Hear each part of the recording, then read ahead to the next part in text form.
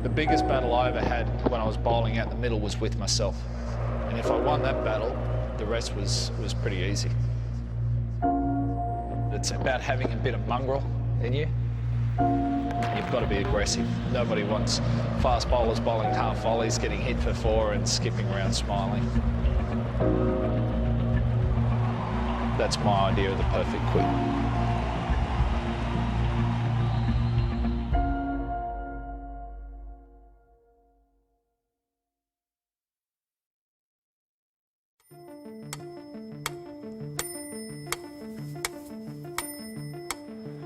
My main 2 strengths were accuracy and a little bit of bounce and just self-belief. I don't think anyone came close to believing in their own ability as much as Glenn McGrath. He had this fierce determination about him, this focus, and when I played with him, you came to learn that he loved bowling. You walk across that boundary line, he was fierce. This is a really, really green wicket. McGrath, boom, this is your day. Great stamina and great heart. He just kept bowling and bowling and bowling and bowling. He just kept at you and at you and at you. He did it over and over and over again. Metronomic accuracy. Impeccable line and length. Unrelenting patience. Consistency. Repeatability of method. As a bowler, a great bowler. He's got to be one of the best that's ever played the game.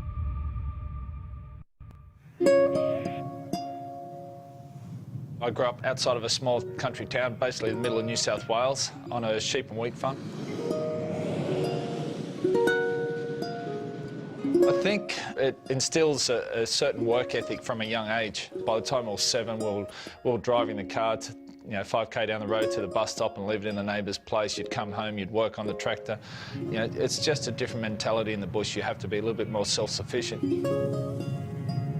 That freedom, as well as that work ethic, I think was perfect, and I wouldn't change anything about my childhood. I was very sport-orientated, but cricket was always sort of my main passion. I think if you asked me back then what I wanted to do was to play cricket for Australia and as a fast bowler.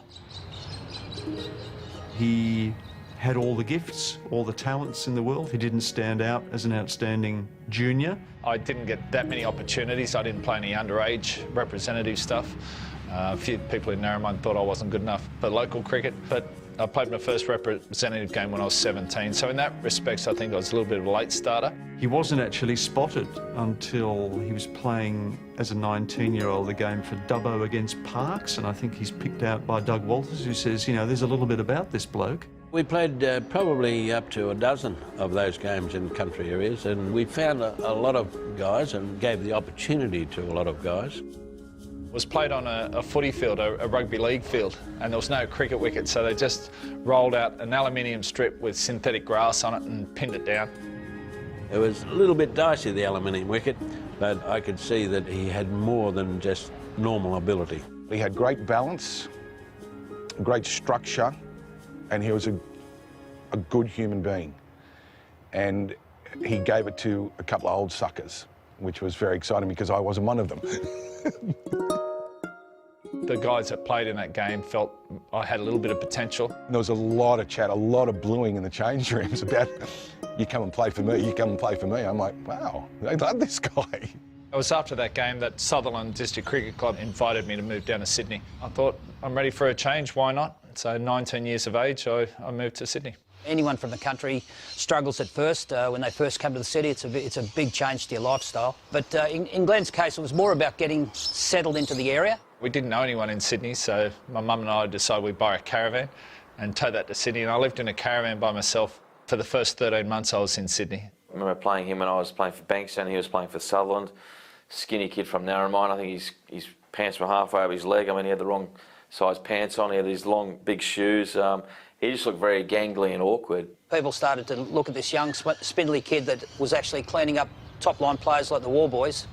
There was something special about it. The more he grew, the stronger he got, the better he got. To go down there and live, eat, breathe cricket 24/7, it showed me what you needed to do if you wanted to be successful playing first class or international cricket. And I think that was a big learning curve for me. It had an inevitability about it, really, that he was going to eventually play for New South Wales. Glenn McGrath first represented his state in January 1993. By the end of the year, he had established himself as an emerging talent in the game. But it was a confrontation against Australian captain Alan Border that would propel him to the next level. The first time that I played against him was New South Wales versus Queensland. Both teams were at full strength, and AB taught me what having a chat on the field was all about. He was a good bowler in those days, but raw and straight out of the bush. But yeah, I gave him a hard time, must admit, when I was batting against him. He was like really narky that particular game as well, so it was a baptism of fire for McGrath. It was Jethro, big country Okie. He must have bought the white pants when he was 5'4", and all of a sudden he'd grown to 6'5". He's wearing a pair of white trousers which barely covered his calf. So AB said to him, "Mate, this is first class cricket. Invite your trousers down for the party." So he kept having a go at me about when's the flood coming, and do I speak, and all this, and it was yeah, I loved it. McGrath, you just never talk to him, because he just loves the battle, loves the competition, and even to the greatness of an Alan Border, that was like a red rag to the bull to McGrath. You can almost hear him go, "Mate, I don't care about what you've done for the game. This is going to be my day." Next over, wide one, slash, caught. That showed me what first class and international cricket was going to be all about. Even though I was giving him a hard time, he just thought, there's something about this bloke, tall, gangly, but there was a bit of mongrel about him. I put my arm around him and I said, "I'm really filthy, Glenn." He said, "What's up?" I said, "I'm not going to play a lot of cricket with you." He said, "Oh, why is that?" He took 5 for 63, I think. I said, "Because you're going to play a lot of cricket for Australia, brother." He is actually the kind of bowler that perhaps Australia is looking for. Because if you recall, in the early 1990s, Australia had had a pretty good fast bowling attack, but they were coming to the end of their natural lifespan. Before I knew it, I'm over in Perth getting ready to play my first Test match. It all happened so quickly that I don't think it really had sunk in until I played a couple of Test matches, and then I was away.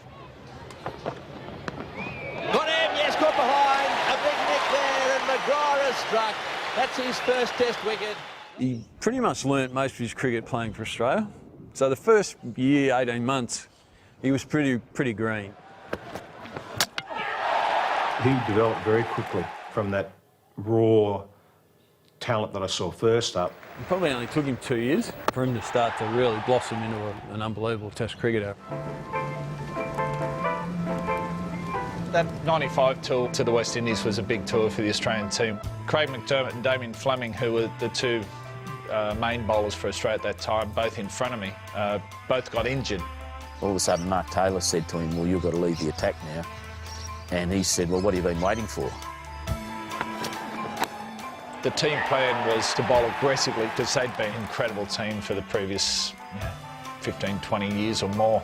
That was a directive from the senior guys who had enough. We want to go at them hard, show them that we mean business. He took it up and he was good enough to do it, and it was the making of him, no doubt about it. I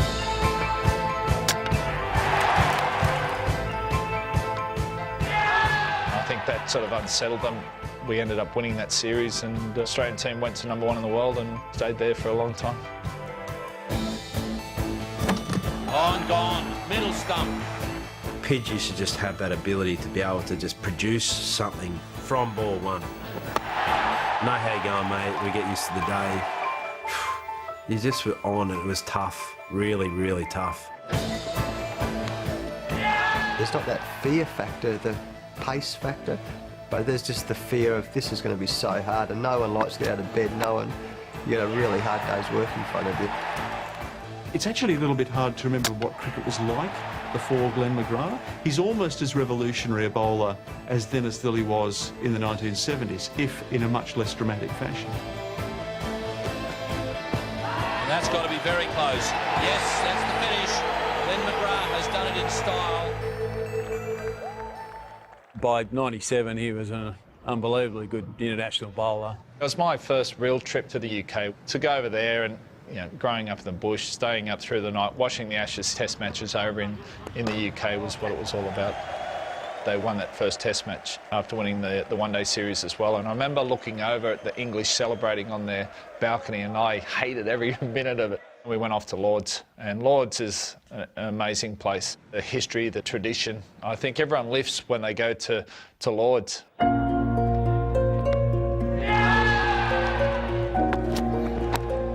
was in total control. The ball was coming out exactly where I wanted it. I was lucky enough to watch him for many years and see how he operates, and he didn't vary too much from that modus operandi. It was very simple, yet incredibly effective. I think that wicket was tailor-made for my style of bowling. Bit of a slant in the wicket, and I walked off with 8 for 38 after the first innings, and feeling pretty good. I often tell people that myself and Glenn McGrath bowled England out on the first day for 70-odd.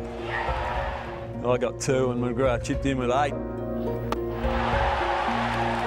It was a great effort from Glenn to support me in that time. 36 wickets and relentless spells of controlled fast bowling helped Australia to a 3-2 Ashes win. Glenn McGrath was quickly becoming the most consistent bowler in Test cricket.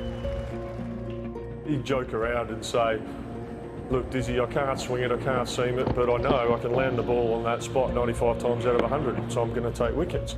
I can't ever remember Glenn really having a bad series. He was such a consistent bowler. Anything in that pitch whatsoever, Glenn McGrath was definitely good enough to exploit, and that just made him the best. Oh, that's got to be pretty close. Yes, it's all over, and Australia have retained the Ashes once again. It wasn't just how McGrath was getting batsmen out. Oh, go with him! He's giving him out! It was who he was getting out. Oh, beautifully bowled, he's gone. Lara hasn't even bothered to look at umpire Hare, and that's a reward for some magnificent bowling. He was great at analysing the opposition batsman. He could be probed for that wickets, and you could see him working a batsman over. And I rarely, if ever, saw a batsman get on top of him. As a fast bowler, to come up against the best batsman in the world, you've got the opportunity to see how good you are. And I loved that challenge. It was almost like a wanted list in the old Cowboys. It was like he'd pin it up in the change room. McGrath was always going on about how he'd knock over Lara. Nah, don't worry about discussing him in the team meeting. I've got him. McGrath took the great West Indian Brian Lara's wicket 15 times. But few were more special than in the second test between Australia and the West Indies in December 2000. I was doing an interview before the match, and they said, you know, you're sitting on 298 wickets. You know, have you been thinking about the 300? I said, oh, the perfect scenario would be to get Sherwin Campbell out for my 299th, and then Brian Lara for my 300th. I got Sherwin Campbell edged, Ricky Ponting caught it first slip, and then first ball to Brian Lara just sort of pitched around about middle leg. Went across him, he edged it to Stuart McGill and brought up my 300. So to say how I'd like it to turn out, and it turned out, was pretty amazing. But then the next ball to Jimmy Adams to bowl it into his ribs, and he'd pop up a easy catch for Justin Langer in close for the hat-trick is something you just dream of. So that was pretty special. Batsman just got worn down. Ask Michael Atherton. I think he was one of the big bunnies of McGrath-Athers. He got me out so often and so quickly. If there was anything in the pitch, he'd find it. If there's any little error or glitch in your technique, he would find it. It was a simple case of that off-stump, fourth stump line, and eventually Athers would have a little nibble at it. I half felt sorry for Athers the last time I got him out, and it was his final game. I wasn't bowling that well, it wasn't that quick, and the ball was doing nothing. Athers kept playing and missing, and I thought, I'll just try to bowl one a little bit straighter and see what happens. So I bowled one a bit straighter, and Athers just nicked it straight to Warnick first slip.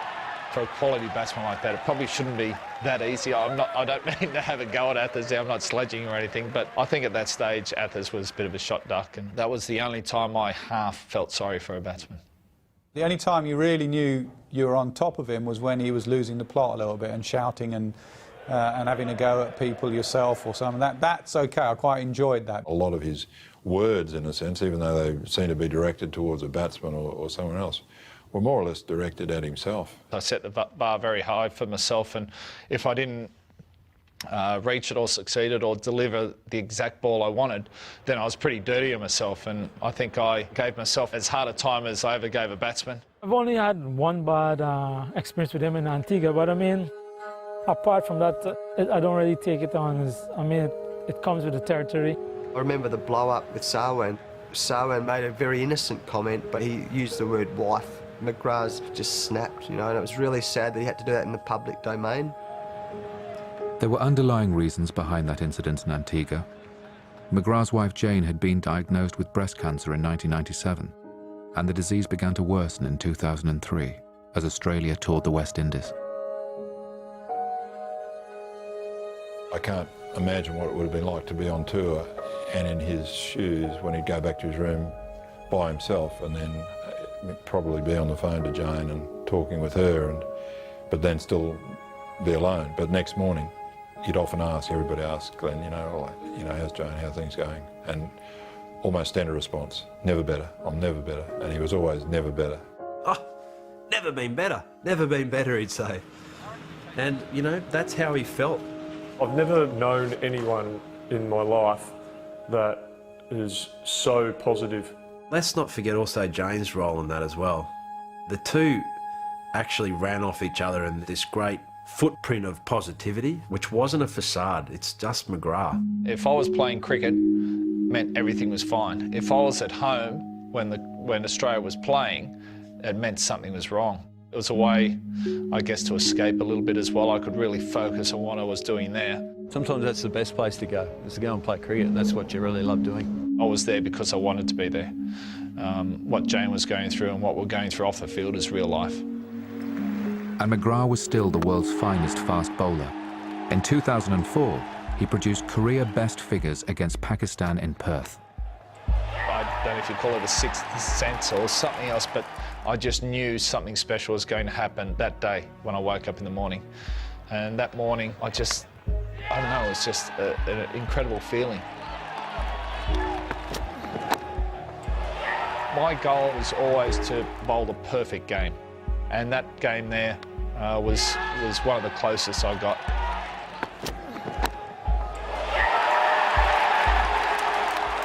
It was just one of those days where everything I tried worked. Edges were flying everywhere, guys were taking catches. I finished with 8 for 24 and yeah, probably up there with the best I've ever bowled, or the best I've felt bowling. McGrath's ability on the cricket field, however, was restricted to his prowess with the ball. As a batsman, he cut a far less accomplished figure. As hopeless as McGrath was with the bat, it always used to baffle me how he'd come into change rooms and be just vomiting at the decision and vomiting how unlucky he was, and said, mate, you cannot bat. Why are you disappointed? You know, I was thinking, how could you get out like that? It was like probably a mixture of embarrassment and being annoyed.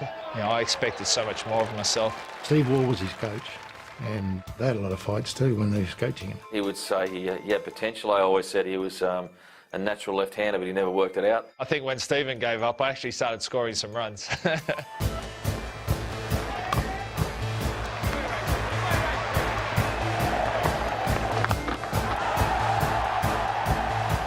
Went on to get a Test 50, which was quite miraculous in its own way.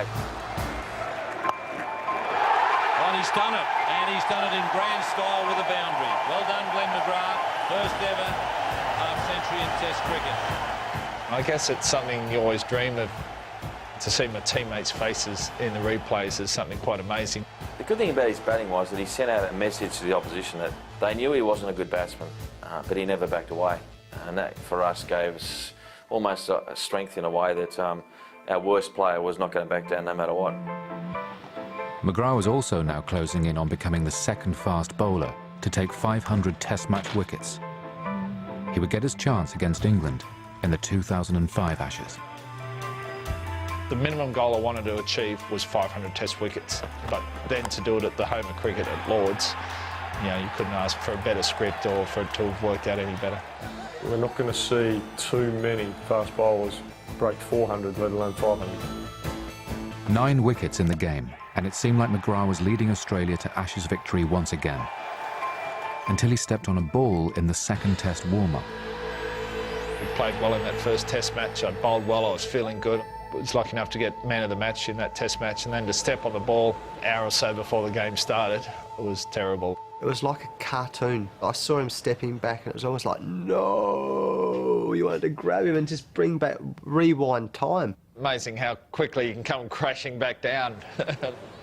I went off had scans at the hospital. As soon as I arrived back at the ground, they announced over the PA system that I was out, and a big cheer went up around the ground.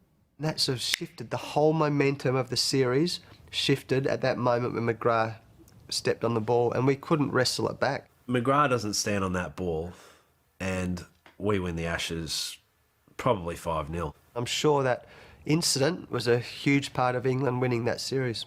A year later, McGrath was back and facing England again.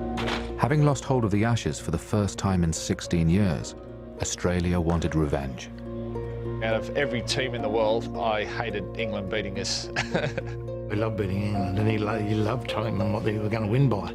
He'd always get asked by the journalists, you know, pre an Ashes series, what's your prediction? And he'd always say 5-0. Him being McGrath just kept going with it. Being Muhammad Ali of the fast bowling world, you know, came up with the big predictions, and we're going, oh, McGrath, you're an idiot. And he goes, oh, what? What am I meant to say? Well, we're going to lose a test. McGrath justified that self-confidence with 6 wickets in the first innings of the first Test. Australia's veteran bowler ripped through the English batting lineup and silenced the suggestions that he was past his prime. They were calling us Dad's Army because everyone was so old. I was 36 going on 37. And I just took my 6th wicket walking off. I thought the boys would club me off, and so to have a bit of fun, I just clutched my back and sort of hobbled off, pretending to be a bit of an old bloke. If someone wants to put him down or doubt his ability or think he's finished, then I think he thrives on that, and he wants to prove people wrong. We had two days before heading to Adelaide for the second Test, and I remember going to bed one night still very focused on what I wanted to achieve, which was 1,000 international wickets, so Tests and one days combined, and just woke up the next morning and all of a sudden that wasn't important to me anymore. On the 23rd of December 2006, Glenn McGrath announced his retirement. But he continued to roll back the years for the remainder of the Ashes series. His 21 wickets proved decisive in realising his prediction of a 5-0 win, including a fitting farewell at his home ground in Sydney. If you ask me how I'd like to finish, or if I could have one thing that final day, it would be to take a wicket on my last ball. I remember it clearly. It was a slower ball, Jimmy Anderson. He just scooped it up. And Mike Hussey, who was fielding it mid-on, took a pretty easy catch. I think I would have been booed for years if I had dropped that one. It was a pretty easy catch. I thought my Test career's finished. I finished with a wicket off my last ball. You know, can't get any better than this. I nearly drew a tear, I have to say. It was special, remembering his whole career from the days here at, Carringbar Oval through to the SCG with New South Wales, through to the Australian side, all the way through, and to see him eventually say, you know what, I've had enough.